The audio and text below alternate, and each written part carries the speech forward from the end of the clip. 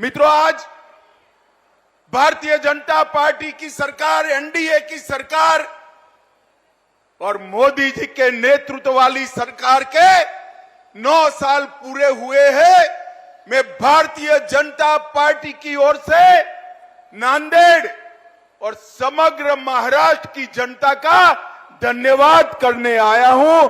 बहुत बहुत धन्यवाद महाराष्ट्र की जनता ने, क्योंकि 14 और 19 दोनों चुनाव में महाराष्ट्र की जनता ने मन खोलकर मोदी जी को वोट देने का काम किया।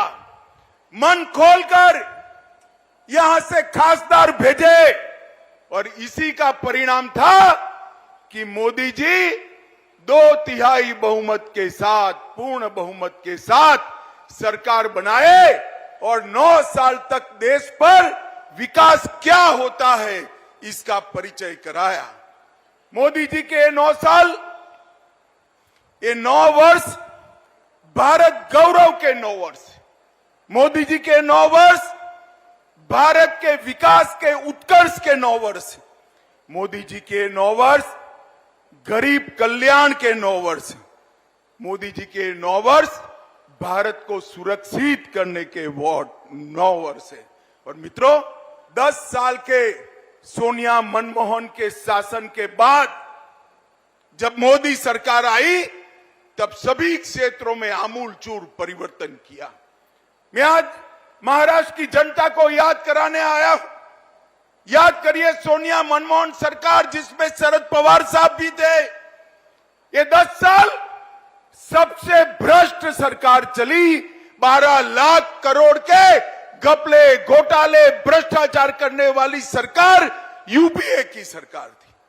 और 9 साल तक प्रधानमंत्री नरेंद्र मोदी बने, एनडीए की सरकार चली। 9 साल में हमारे विरोधी भी हम पर भ्रष्टाचार का एक भी आरोप नहीं लगा सकते। हमने पारदर्शी सरकार देने का काम किया है।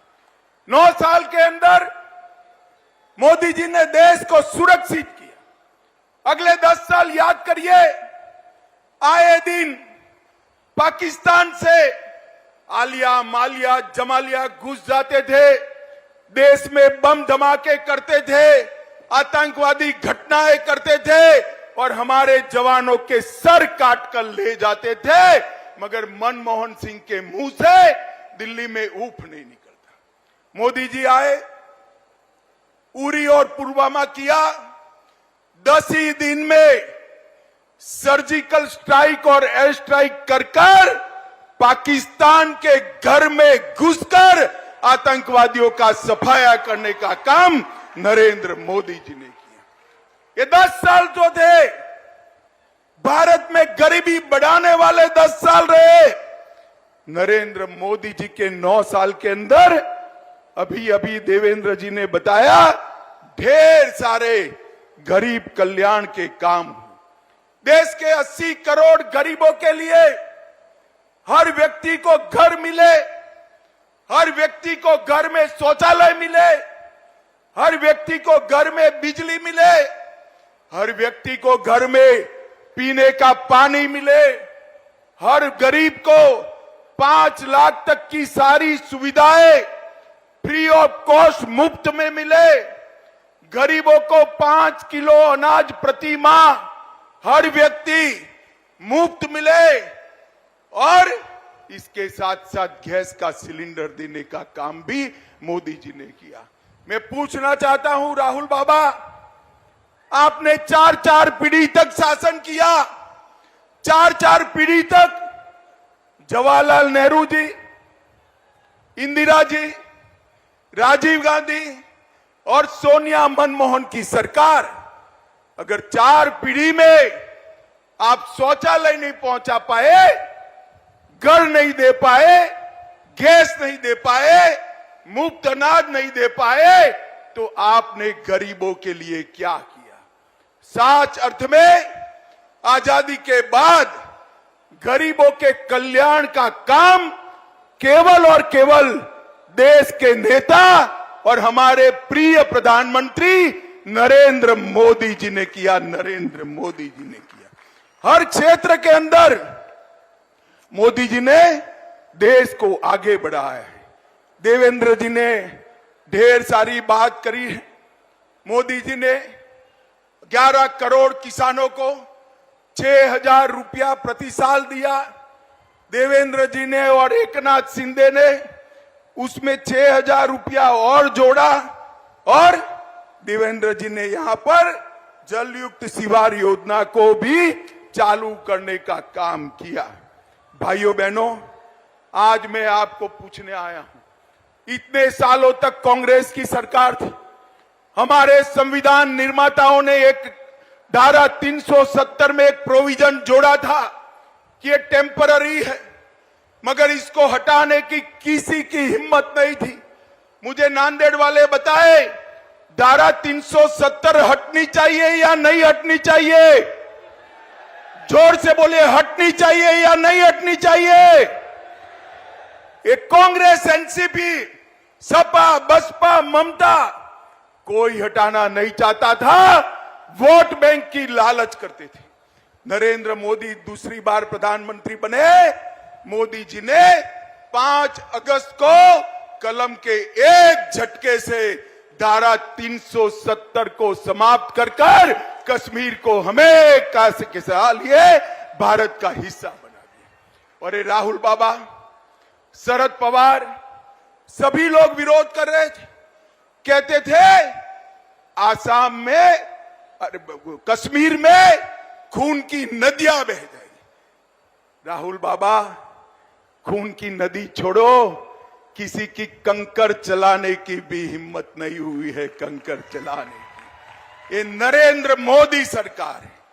माताओं, भाइयों, बहनों, मुझे बताओ, अयोध्या में प्रभु श्री राम का मंदिर बनना चाहिए या नहीं बनना चाहिए? अरे जोर से बोलो, बनना चाहिए या नहीं बनना चाहिए?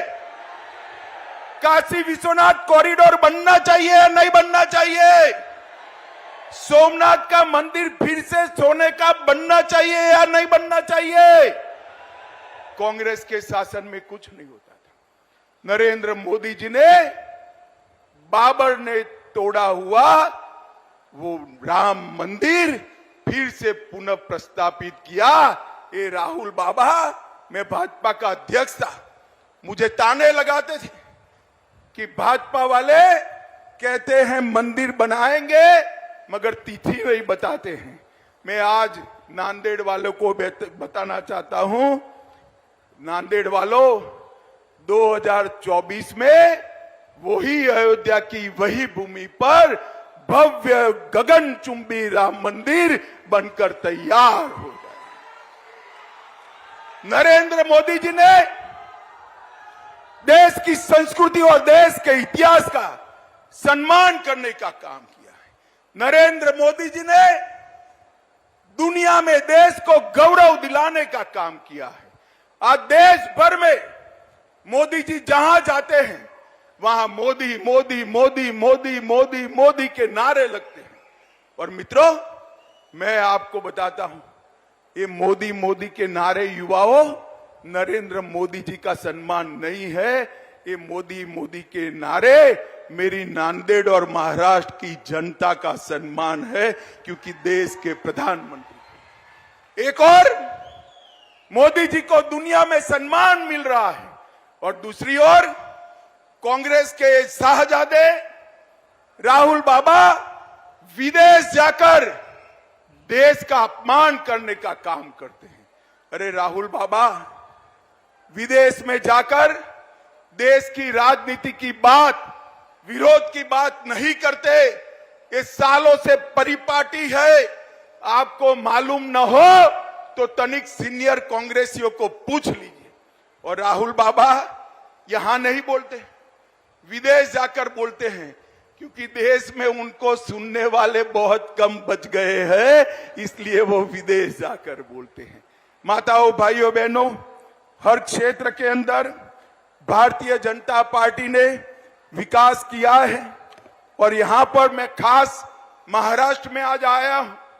अभी अभी देवेंद्र जी और एकनाथ शिंदे की सरकार बनी, भाजपा शिवसेना की सरकार बनी। धनुष बाण भी शिवसेना को वापिस मिल गया और तय हो गया कि कौन सी शिवसेना असली है।